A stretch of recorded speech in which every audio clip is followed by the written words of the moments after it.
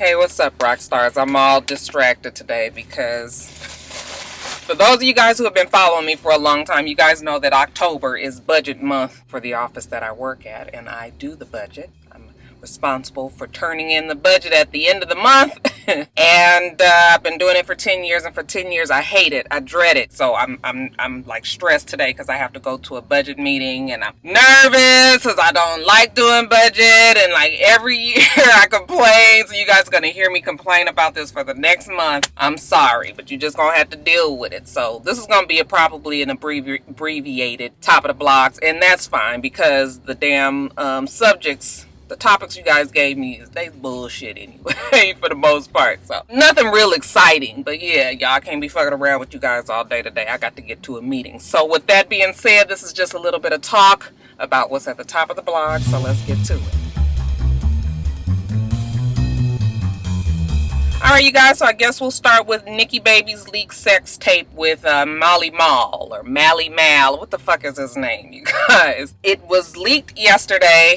I didn't know anything about it. Didn't know about the leaked sex tape. I'm sure I probably would have heard about it by the end of the day. However, suddenly I saw somebody tagged me in a comment. Nikki had gone onto her Instagram and said, well, she didn't want to address it, but since everybody is asking her about this tape, that yes, it is a tape of her and Mally Mal, Molly Mal, whatever the fuck his name is, in an intimate moment when they were together in the privacy of their home. It was not intended for, public display or public use. She was very upset. She said, without saying, that he was the one responsible for leaking it, that she didn't leak it, and that she didn't want this to come out like this, that, and the other. So after I read her statement, then I was like, oh, well, let me go see if I can find the damn video. So I went on to Gossip, and then it directed me to, I think, Diary of a Hollywood Street King. I watched the video. It's about 1.5 minutes long. It is nothing explicit. She's, they're doing it doggy style. You can't see the person that she's having sex with. Every now and then you get a little glimpse of his ding ding, but for the most part, it's just her. She's bent over, of course, her ass is up in the air, and her chest and her face is down on the bed. Now, it's very clear that she's drunk. She almost looked like, how it is, ladies, when you be so fucked up that you just want to be done so your ass can go to sleep. That's the kind of, where she is. But, it's your occasional, sexual gratification sounds and, your regular fare. But for the most part, it is not really explicit. And when I say that, I mean that you can't see anything on her other than her ass and really just her cheeks. You ain't seeing booty holes and coochie holes or titties or anything like that. And we've seen Nikki's cheeks plenty of times. Yes, granted, nobody wants a sex tape, or nobody wants most people, I would say, okay, most people do not want a tape of them in an intimate moment floating around the internet. Your family, your friends, people have to see it. But like I said, it's not nothing that we haven't seen before. She posts on her Instagram all the time of her in thongs and things like that. So, while it's bad that it's going around, I don't think it's that big of a deal. She's, like I said that she didn't leak it, and I don't think that she leaked it either. She was all up in the damn Instagram different posts about it, though, and kept on commenting saying, that if I was responsible for leaking it, I would be doing some way out freaky shit. It wouldn't be no video of me half drunk falling asleep with no participation. So yeah, I don't think that she leaked it, and I don't think that it was all that horrible of a video, and maybe that's why Mally Mal decided to go on and leak something like that. But it did get us talking for a few minutes about Nikki Baby. I mean, the show was on, and right now all publicity, I guess, is good publicity. But yeah, it's nothing, y'all. Moving along. It's nothing here to see, people. So last week when we were talking about Dancing with the Stars, I had mentioned that KimZvsWendyW was not on the show anymore, that she had been, I didn't think that she had been voted off, but that same day I saw that she had posted that she had had a mini stroke. Had caught a plane to Atlanta as soon as she got here, something about she couldn't feel her whole left side. Her husband rushed her to the hospital, and they told her that she had this mini stroke. And I just automatically assumed that since she was already here in Atlanta and that she had this stroke, that meant that she was going to be off of the show. Evidently, that was not the case. Now, look, when I think of KimZvsWendyW, and, I kind of felt like this mini stroke, and I need to know exactly, I mean, we don't really have to know her medical conditions and all. But when you say mini stroke, kind of that seems broad to me. Like, what happened? You had heart palpitations, something, was it a panic attack? I mean, I guess I shouldn't just,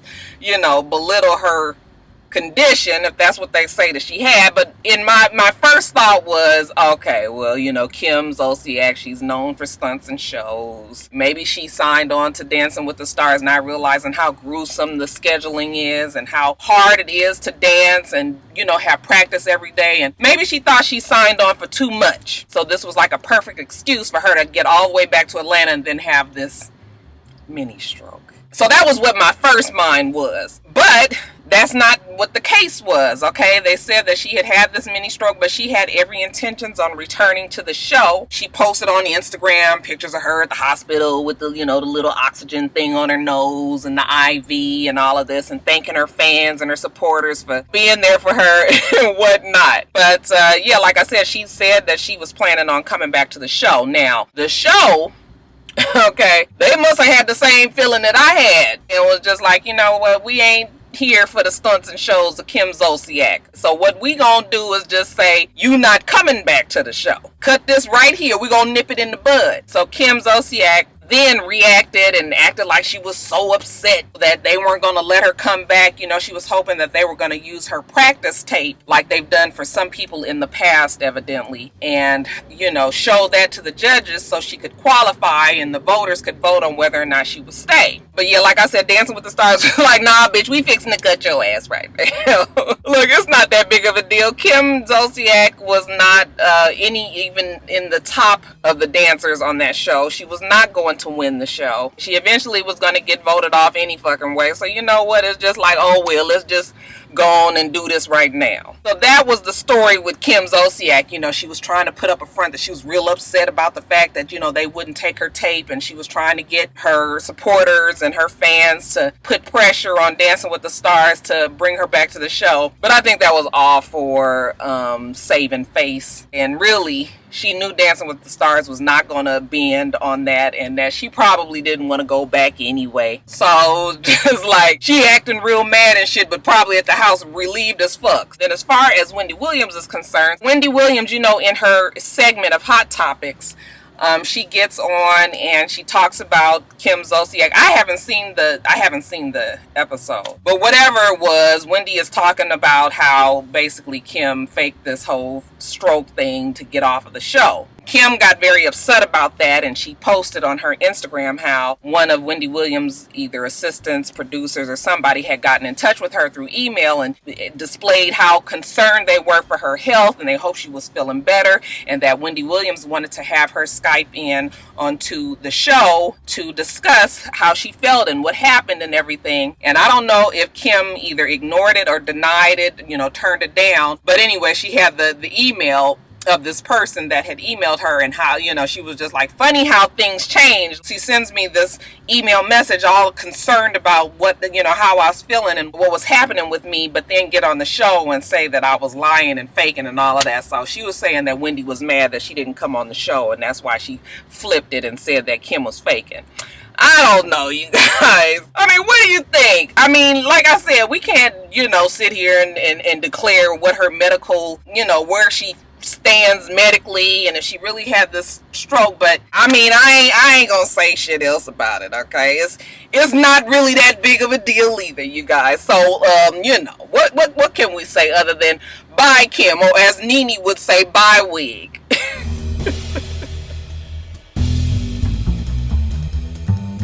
You guys remember at the awards show and all that fuss that was made about her locks? Remember Giuliana Rancic? Her one comment single-handedly destroyed the show Fashion Police and the relationships that Giuliana Rancic had with almost everybody on the show. Well, evidently the makers at Mattel don't feel the same as Giuliana Rancic, and they went on ahead and created a collectible Barbie of Zendaya with the iconic dreadlocks that she had in her head, and the dress, that she had on for whatever whatever it was, whatever that award show red carpet look that she had, which I thought was really cool considering you have never in your life seen a doll, a Barbie or a baby doll from a, you know, a mainstream toy maker with dreadlocks. So way to go to Mattel, who I thought was really cool for them to memorialize something like this and just to co-sign that black hairstyles are beautiful and deserves to be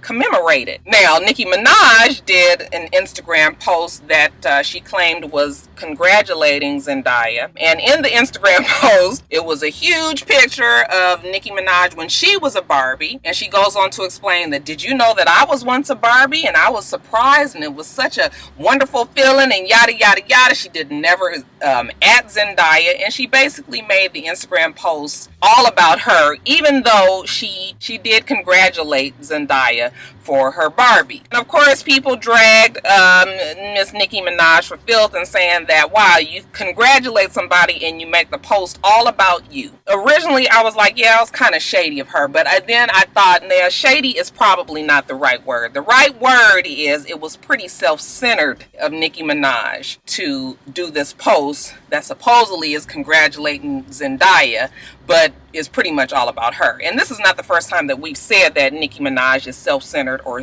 you know, self-concerned. And, you know, a lot of selfish or self-centered people don't realize that they're self-centered until somebody calls them on it. So, you know, maybe she didn't even realize that the post that she put up was kind of like making it seem like I was even a Barbie too. So, you know, I'm gonna give Nicki Minaj a pass on this. Now, she didn't add her. She didn't put the picture of the Barbie doll up or anything like that. But, you know, after everybody went off on her, then she went on ahead and put another post up where she does congratulate Zendaya. She does add her. She does put a picture of the Barbie doll next to her picture of her Barbie. I guess, you know, it was a done deal. Zendaya didn't seem to be offended by what Nicki Minaj said. Of course, it was all of us with our eyes that pay attention and kind of read in between lines, whether or not the shit is right. That was that. And then after Nicki did that, then Demi Lovato, you know, she goes on Twitter and says, you know, shout out to Mattel, who whenever you guys want to do like a curvy Barbie, I'll model for it. Look,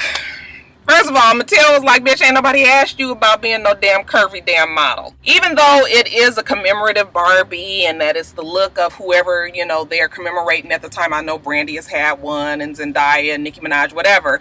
Barbie still stays Barbie, meaning that, you know, the Barbie doll pretty much still has the same shape that it has, but, you know, they may have on an outfit that reminds you of the person that they're supposed to be commemorating. They'll do the hair, as like Nicki Minaj had the pink hair, and they'll do some tweaking to the face so that it looks sort of like the person that they're commemorating. So Zendaya's doll did kind of look like her, had the makeup done kind of like Zendaya did, but for the most part, you guys, it's still Barbie. So they're not fixing to change up no shit and put no fat fucking Barbie out there. I'm sorry. Okay, at one time I can remember back in the day, Mattel actually tried to put out a plus size, I don't think it was Barbie, but it was along the Barbie line. But it, you know, wasn't Barbie, of course, but it might have been one of Barbie's homegirls or whatever.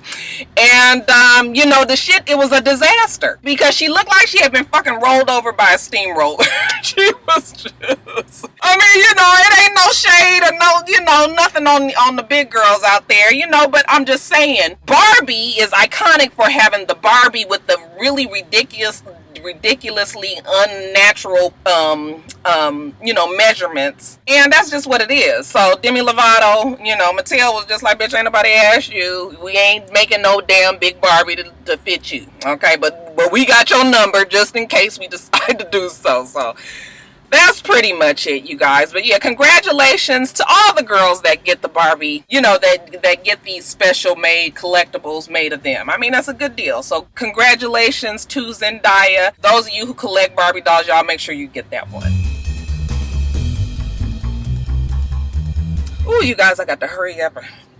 finish this before I get my food and go on to this meeting. Okay, Mama D. So Mama D was in Milwaukee. It was her birthday. She was in Milwaukee with Bucky and her hair and a couple other people evidently, and they decided to go to dinner. So it was a group of people going to dinner. I don't think the dinner itself was necessarily for Mama D, but it was her birthday. So she's at a table with her group. Somebody within her group decided to call some people and tell them to come on down to the restaurant. You know, we hanging out, we eating, we drinking, we having a good time. So another group of people came, and they didn't even sit with the original group that Mama D was in. They sat at another table far away, and they ordered their food. When it came time to pay, you know, this is Mama D's group. When it came time to pay, you know, I guess they were sitting around trying to figure out what they was going to do. Mama D goes to the bathroom, you know, I guess to wash up and get ready to go. When she comes back out, the waitress who handled her table was like, your group left. And Mama D was like, what group? Okay, it was just 4 of us. Okay, these ones that's standing right here. And they said, no, the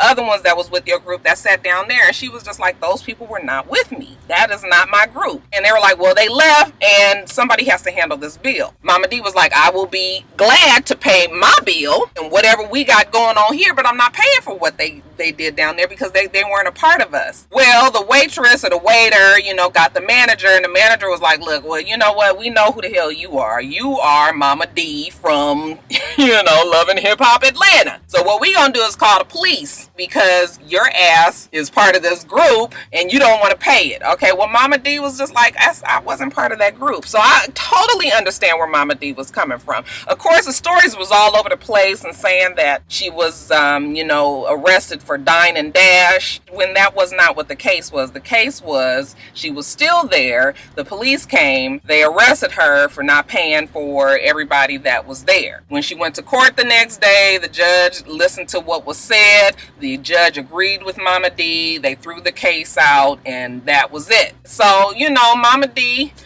you know, I felt kind of sorry for her because it was just going all over. People had her mug shot up and they were saying all these things that she had done when it wasn't necessarily the truth. And we are guilty of immediately prosecuting somebody when we don't even know the particulars. Okay, and that's how fast shit travels. So yeah, we gonna say, Mama D, keep your head up, girl. I didn't think that you was that bad, that you was gonna, you know, do a little eating and then running, but it's all good. You still good with us, Mama D.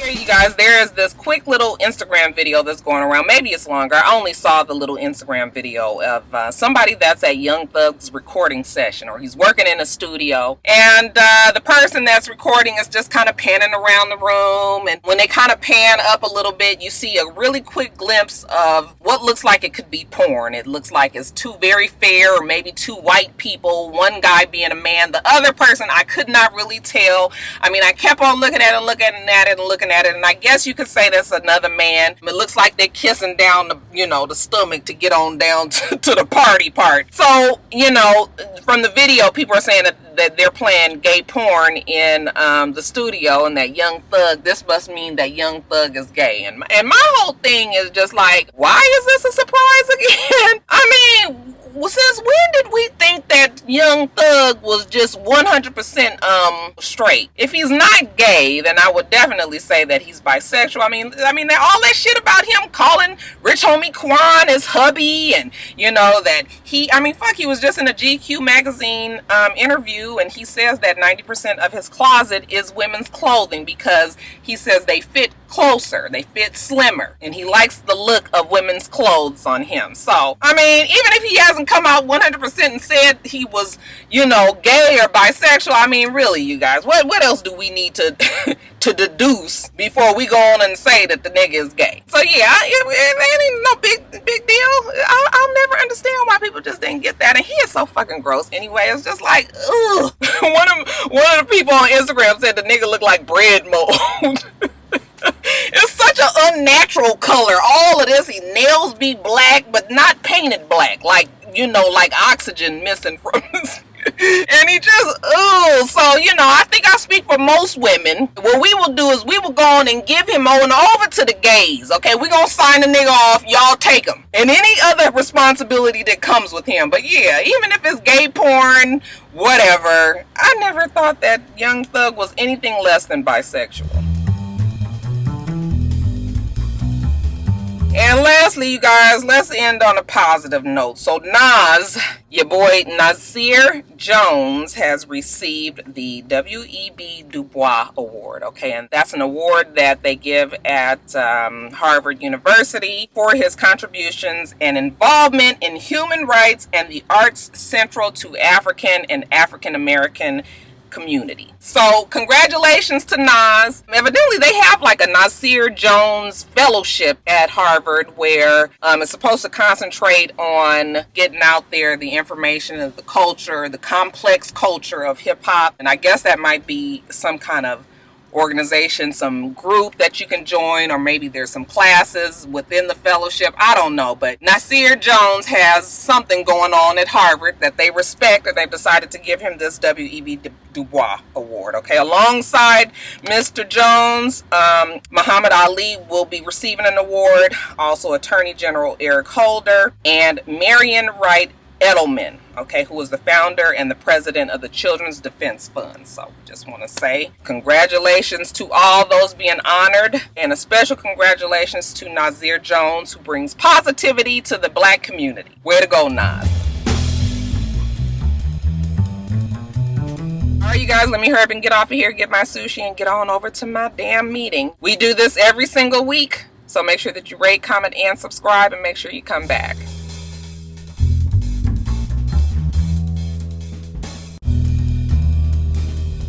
Until next time, rock stars. Bye.